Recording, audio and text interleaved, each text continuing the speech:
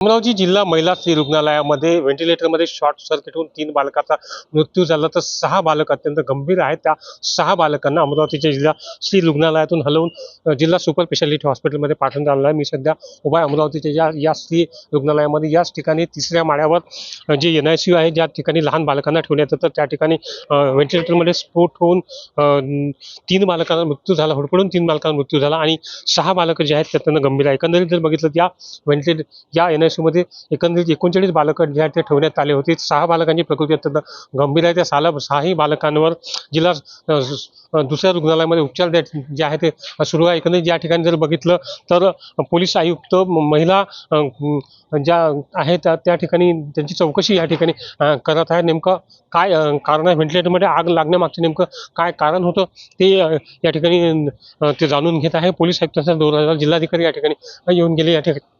या ठिकाणी जे आहे ते माजी खासदार नवनीत राणा या ठिकाणी पोहोचलेले आहेत. नुकतंच काँग्रेसच्या नेते यशोमती ठाकूर या ठिकाणी येऊन गेले, सुनील देशमुख या ठिकाणी येऊन गेले. एकंदरीत यशोमती ठाकूरने या ठिकाणी चौकशी केली असते. या ठिकाणचं फायर ऑडिट जे आहे ते झालं नसल्याची माहिती जी आहे ते पुढे येत आहे. आता संपूर्ण माहिती पुढे आल्यानंतर नेमकं दोषींवर काय कारवाई केली जाते हे बघणं अत्यंत गरजेचं आहे. सुरेंद्र कुमार आकोडे, जय महाराष्ट्र न्यूज, अमरावती.